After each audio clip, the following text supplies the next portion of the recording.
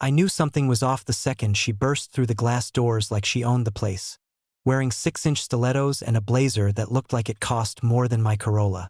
Tessa Lang, our new head of strategic culture, which, by the way, isn't a real department, let alone a job. She twirled into the bullpen like a flamingo on Red Bull, trailed by a poor intern juggling a ring light, 2 branded tote bags, and what I swear was a makeup artist. Before she'd even logged into her email, she was already barking about aesthetic alignment and vibes-based optimization. Half the team thought it was a prank. Hell, Carl from compliance nearly choked on his granola when she asked if we had a gong to ring when someone lands a good client call. Her first official act? Replacing our quarterly goal charts with a pastel vision wall featuring mood boards, handwritten affirmations, and a quote from Brené Brown spelled wrong. If you're still here, take 2 seconds and hit that subscribe button. It keeps this channel alive and helps us bring more wild office sagas like this one to you. 97% of listeners never subscribe, and honestly, we notice. Keeps the stories rolling and the truth flowing. Anyway, back to Tessa. She rebranded the employee kitchen as the Refuel Zone, banned microwave popcorn, smells defeatist, and scheduled a Monday mindfulness reset, where she made us listen to whale noises while she burned sage. It might have been funny if she weren't so dead serious, especially when she started holding relevance audits, where staff had to explain how their roles contributed to brand charisma. If that sounds like corporate Hunger Games, you're not far off. The weirdest part? Her position didn't come through any announcement or memo. One day she just appeared. Our CEO, her uncle, naturally, mumbled something in the break room about infusing culture into operations, but no one could find a single board vote or approval trail. HR claimed it was executive discretion. Translation: nepotism wrapped in glitter and fed through a hashtag generator. I tried to stay neutral. I've been at Argent and Lowell for 11 years. I've seen reorgs, crises, even a merger that tanked our stock price for 6 months.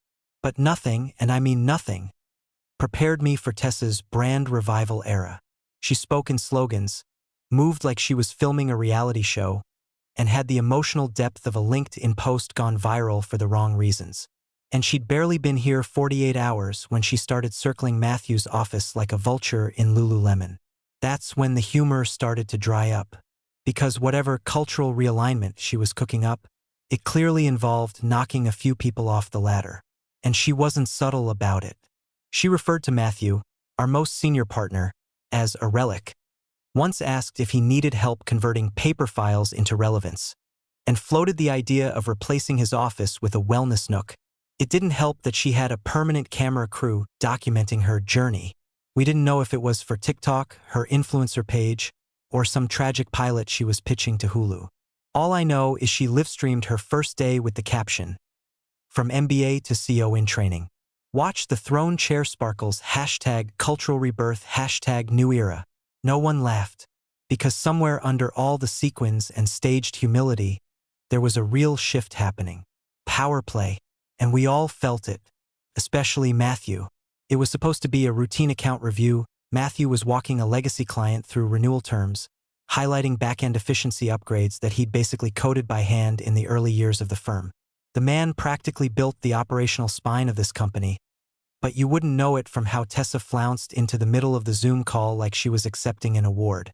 No knock, no warning, just 5-inch heels, a cup of oat milk foam in a rose gold thermos, and a phone held up by that same intern, still looking like he hadn't slept since Tuesday. She walked straight into the conference room and chirped, "Pause! Pause, please. This is too iconic. We're in the middle of a legacy-shedding moment. I have to share this." Matthew looked up slowly, like someone trying to figure out if the noise they heard was a raccoon or an actual burglar. Before he could say a word, she was behind his desk, literally in his chair, crossing her legs like she was posing for Forbes and saying, "Welcome to the new age of culture, where chairs have purpose and meetings have moisturizer." And just like that, her bare feet, because yes, she had taken her shoes off, were on his desk. On the same damn desk where client contracts, confidential memos, and performance reports had lived for over a decade. The client on the Zoom, an older CFO from a logistics firm, blinked so hard I thought he froze. Then he just said, "I'll circle back," and logged off. Tessa didn't notice, or didn't care. She was already captioning the photo, claimed the throne nail polish crown hashtag out with the old hashtag cultural exfoliation hashtag executive vibes. It spread across Slack like a rash. One of the analysts, poor Nate, sent it to the wrong channel, and suddenly our external vendor group chat had a front row seat to our internal circus. You could practically hear the silence across the building when that image hit. Matthew didn't react, at least not visibly. He just stood up, gathered his laptop, and said, "I'll finish the report from my desk." Except, that was his desk. I passed him in the hallway after. He nodded once, calm as still water, but there was something in his eyes I'd never seen before. Not anger, something colder, like the lights in the building were still on, but he'd already started locking the doors from the inside. HR was made aware of the incident by end of day. You'd think there'd be some kind of action, at the very least a conversation about decorum, respect, professional conduct. Nope, not even a reprimand. The VP of HR, some guy named Lynn with a standing desk addiction and a flair for neutrality, just said, "Tessa is still acclimating to internal culture norms. Let's be patient." Matthew didn't push. He just requested a transcript of the Zoom call quietly, through ops. Said it was for documentation purposes. And that was the moment I knew he wasn't mad. He was taking notes. They called it a realignment. That was the word HR landed on after 3 rounds of back and forth with legal and the CEO's calendar assistant. Because God forbid we use the word firing when it's someone like Matthew. No, for people like him, it's always something softer, nicer. A chance to explore new avenues. A recognition of evolving priorities. A bullshit smoothie with sprinkles of vague praise and just enough legal sugar to make it digestible. They pulled him into the glass box conference room at 9:07 a.m., the one Tessa had recently renamed the Clarity Capsule, and lined with Himalayan salt lamps and beanbag chairs to encourage vulnerability.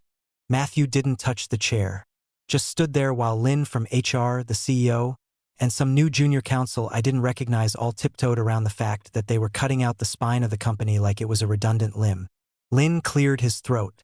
"We're redefining roles in alignment with our refreshed cultural direction." Refreshed, like a web browser. The CEO added, "We want to honor the work you've done here, Matthew. 14 years. You've been instrumental. Instrumental, like a tool. Something you outgrow and store in a garage." Then they slid a folder across the table. Severance package, pre-filled NDA, a generic thank you note printed on letterhead so thick it could choke a printer. Matthew didn't argue, didn't blink. He just flipped through the papers slowly, like he was browsing a menu. Then he closed the folder and said one sentence, "Please email me a digital copy of my full employment record, just for my files." Lynn nodded like that was routine. It wasn't. Not from someone like Matthew. Most people walk out with a box and a bruised ego. Matthew walked out with receipts. They gave him 2 weeks to transition knowledge. But he was gone in 3 days. No farewell lunch. No last client call. Just silence. Tessa, of course, couldn't let it end quietly. She threw what she called a gratitude toast in the main kitchen that Friday. There were balloons shaped like dollar signs, mini bottles of Veuve, and a huge sign that read, "Cheers to the past, cheers to the future." She didn't invite Matthew. Of course not. But she still gave a speech, one she live-streamed on the company's LinkedIn page. "We honor those who paved the way for innovation. Sometimes the best gift a legacy can give is space for rebirth. Thank you, Matthew, for showing us what once worked, so we can now explore what will work." There were claps, mostly from interns. Someone rang the meditation gong. I watched the video from my desk, bile rising. Matthew's name trended on our Slack all day, but no one said a damn thing to his face. Except me. I sent one text, "You okay?" He replied 3 hours later. "Ask me in a week." He knew something none of us did. I didn't know what I expected him to do in the days that followed. Rage post on LinkedIn? Start a podcast? Join some burnout recovery retreat in Montana where Exodus herd goats and find inner peace? But Matthew didn't flinch. He just went home, vanished from Slack. deleted his calendar access. And while the rest of us were still passing around that insufferable video of Tessa clinking champagne flutes in front of a balloon arch, Matthew was somewhere in a house we'd never seen, behind a door none of us had the clearance to open. The thing about Matthew? He never moved fast. Not in meetings. Not in conversations. Not even when the fire alarm went off once during a budget sync and he calmly saved 3 servers before evacuating. That was the first lesson anyone learned working with him. Speed doesn't equal power. Silence does. So when he finally opened that dusty hard drive, the one labeled A and LFND core docs, do not wipe, it wasn't with panic. It was ritual. He placed it beside his monitor, typed in an encryption key so long it looked like a sonnet, and unlocked a drive buried deeper than HR's ethics training modules. The folder was called A and L Foundation Equity Agreements. No emojis, no flair, just cold, hard records. Inside, PDFs. Dozens of them, but one had a little green checkmark, dated August 2009. It was scanned, signed, and co-witnessed by 2 names that still made investors perk up when mentioned, Theodore Lowell and Matthew Lang. He opened it. For pages in, there it was, Section 4.7b. In the event of any structural, departmental, or cultural realignment affecting executive leadership or operational infrastructure, written approval must be obtained from all equity-anchored legacy stakeholders. Failure to comply constitutes a breach of governance and triggers automatic review of strategic appointments, including revocation and client migration clauses. No legalese, no wiggle room, just ironclad language written back when the company was 5 guys in a rented loft eating instant ramen and printing contracts at Kinko's. It was a clause designed to protect the architects, the ones who invested time, not just capital. And Matthew was one of them. Tessa's role? Her rebrand? Her redecorating the org chart with glitter and motivational quotes? All of it, every last bit of it, counted as a cultural realignment affecting operational infrastructure. She'd posted herself in his chair, declared a new leadership era, and never once considered that governance isn't just a word you slap on a PowerPoint. It's a contract. It's law. And she broke it, publicly, documented, archived. Matthew didn't rush, didn't even call a lawyer. He just bookmarked the clause, renamed the PDF clause _4.7b _triggered _final, and dropped it into a clean email draft with one recipient. legal@argentlowell.com. No message, no summary, just the file. The subject line? Per clause 4.7b. It hit inboxes at 8:02 a.m. sharp, just before the Monday status syncs started rolling in. Most people were still fumbling for coffee or trying to remember what the hell they agreed to on Friday when the firm's internal alert pinged legal with a flag they hadn't seen in over a decade. Urgent legal review, governance clause invocation. No subject fluff, no emotional language, just 4 words, per clause 4.7b, and one attachment, a 4-page scan with 2 signatures from the company's Genesis era. The kind of document that smells like old toner and power plays written in sweat. At first, I only heard about it through Slack whispers. Someone in legal pinged their manager with just a screenshot of the subject line and the eye emoji. By 8:10, the GC had paused a scheduled vendor arbitration call. By 8:13, someone physically walked into the CEO's office, which no one ever does before 10 unless it's death, fraud, or a board coup. Matthew didn't CC anyone, didn't reply, didn't log into Slack, Teams, or Zoom, just sent it and went back to his life. That's the part that really stuck with me. He didn't follow up. He didn't posture. He didn't need to. That email was a bullet fired by someone who knew exactly where the soft tissue was. Inside legal, it was chaos dressed as curiosity. Because Section 4.7b wasn't some HR policy or standard exec clause. They had to dig to even find its modern reference in the firm's legal architecture. It hadn't been invoked in over 10 years, and no one currently on the legal team had ever had to interpret it. But the language was clean and damning. The clause effectively stated, any executive or structural change made without legacy stakeholder sign-off could nullify the action retroactively, including any associated client contracts or internal appointments. Translation: Tessa's entire charade, the title, the office, the vision boards, the press releases, none of it was valid. Not without Matthew's signature, which they never got, which they didn't even ask for. And the kicker? The clause was baked into the original governance charter, making it immune to Tessa's cultural fluidity spins. It wasn't a vibe. It was corporate bedrock. And by triggering it, Matthew hadn't just created a procedural speed bump. He'd slammed the brakes on an entire leadership rebrand, moving 90 miles an hour straight into investor relations. By noon, legal had called an emergency executive alignment sync. The phrase alone gave it away. Something had gone very, very wrong. Half the directors skipped their client reviews. One board liaison flew back early from Napa.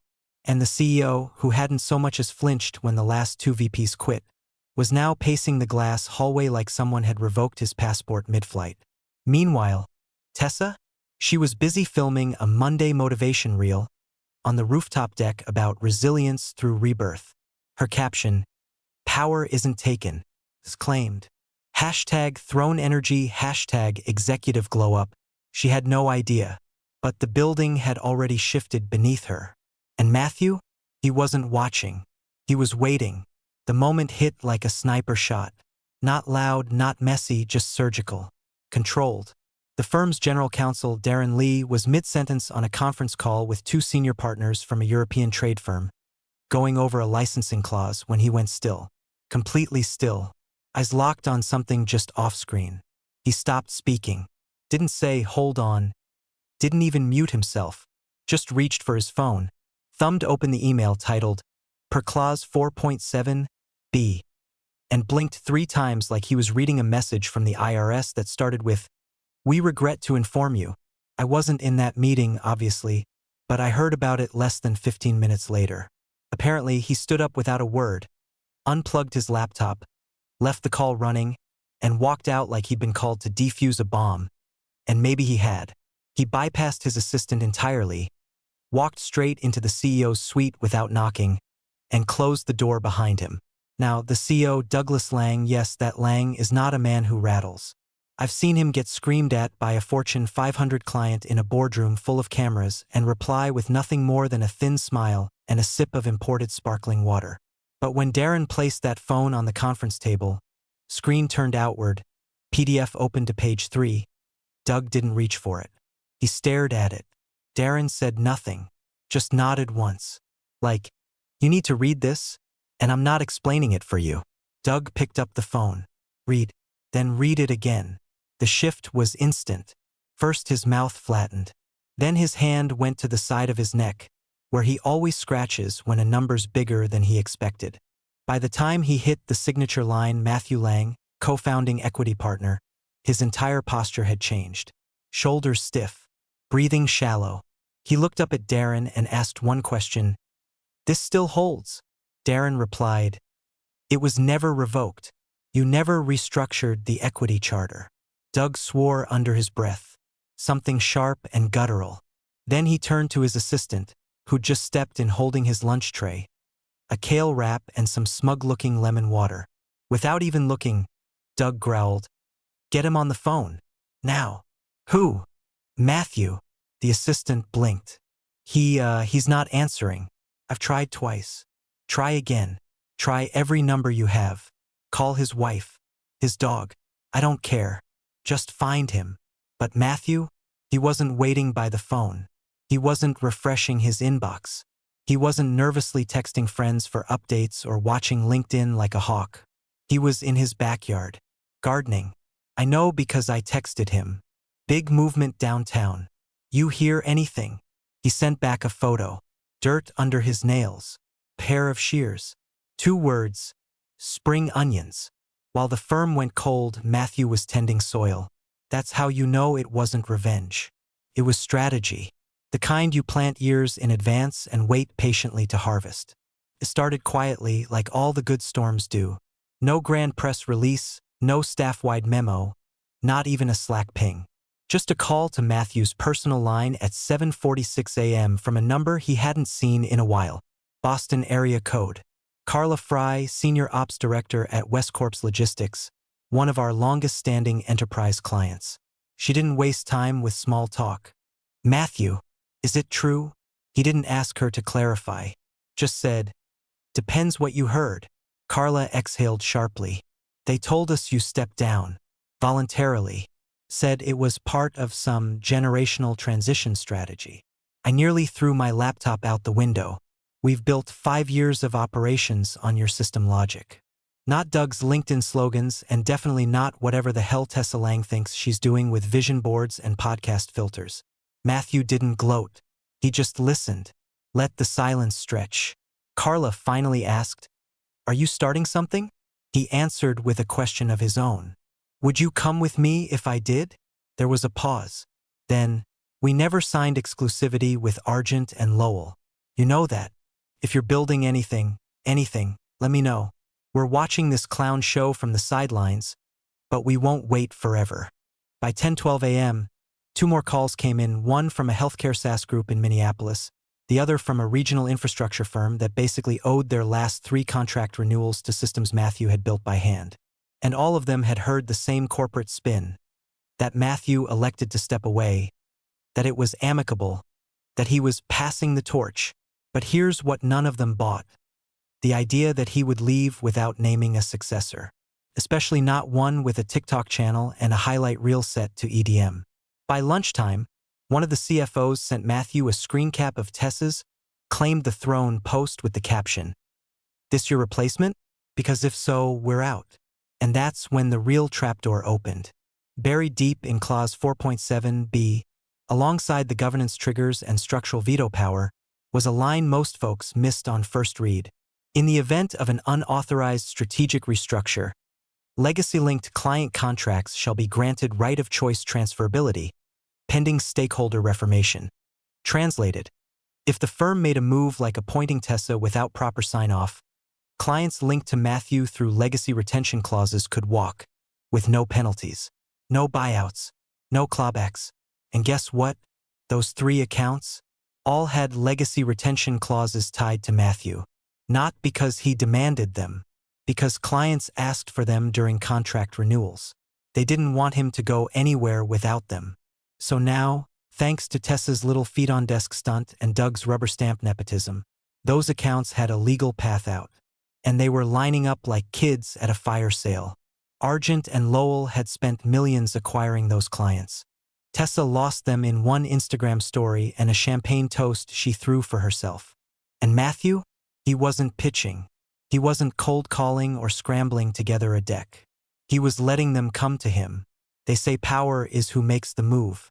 But sometimes, real power is in who waits and knows the move was already made. The first call came in at 6:04 a.m., before sunrise, before coffee, before Matthew even fed the dog. Straight from Doug Lang's personal line. No assistant, no calendar invite, just raw desperation bleeding through an iPhone screen. Matthew let it ring. A minute later, the voicemail came in. "Hey, it's Doug. We need to talk. Things are escalating a bit. Let's connect today, all right? Just give me 5 minutes." He didn't reply. By 7:15, Doug tried again. Then texted again with one of those passive-aggressive executive pleasantries. "Hope you're enjoying your time off. Just a quick sync if you're around." At 9:02, a town car pulled up in front of Matthew's place. Inside, Jacob, the firm's director of internal relations, holding a manila folder and wearing a smile so forced you could hear the molars grinding through the windshield. Matthew didn't answer the door, just watched from inside as the guy stood there awkwardly, checked his phone 3 times, then slid the folder under the door and left like he was delivering a court summons. Inside the folder, a drafted transition partnership agreement. Fancy language for, "We screwed up.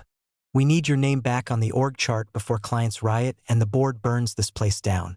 Also included, a note handwritten by Doug himself, on firm letterhead, naturally.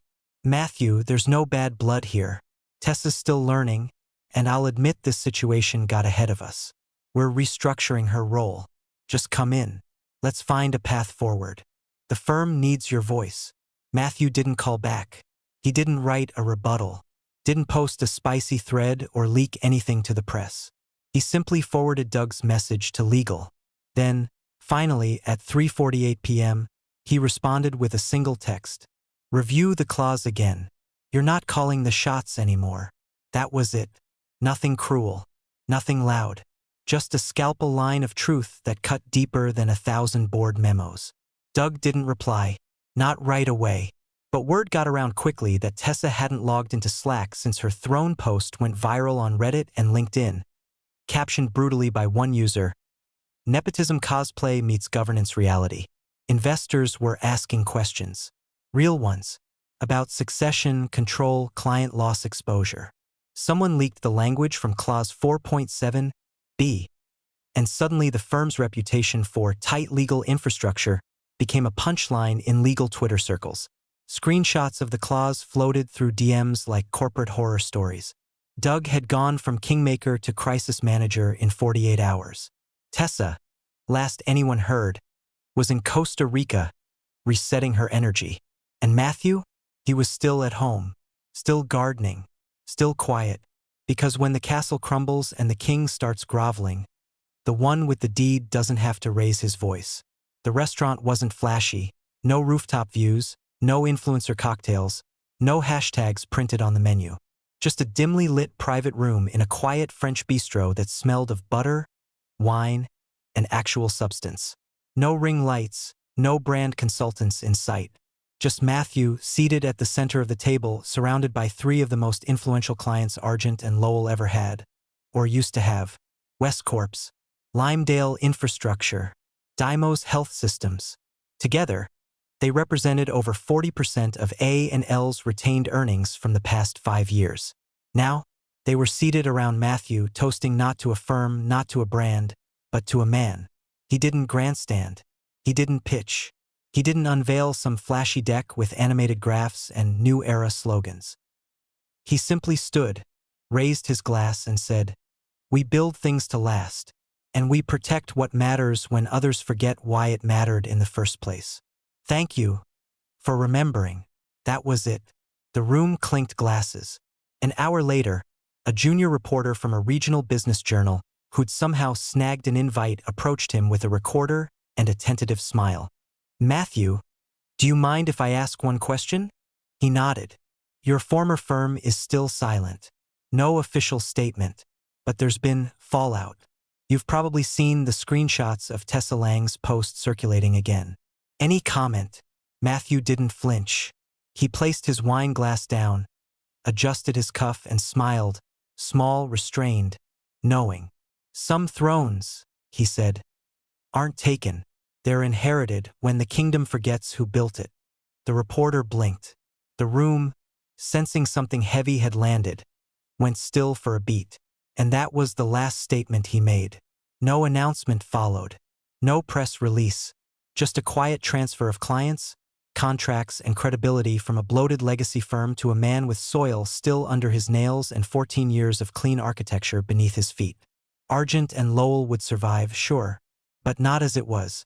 Legal damage had been contained, but the clients were gone. Investors spooked. Internal trust fractured. The brand, once sleek and sharp, now felt like a costume too small for the body it used to fit. And Tessa? Last anyone saw, she'd scrubbed her digital presence, gone private across platforms, and was rumored to be consulting independently, which, in startup speak, usually means applying lipstick to a portfolio crater and praying no one remembers. But people remembered, because now, when anyone in the industry spoke about culture, about governance, about the danger of ignoring legacy for the sake of flash, they brought up Clause 4.7b. They brought up the throne photo. They brought up Matthew Lang. He never raised his voice, never slammed a door, never fired a shot. He just planted his roots, waited for the scaffolding to rot, and let gravity do the work. And when the dust settled, he wasn't just standing. He was leading.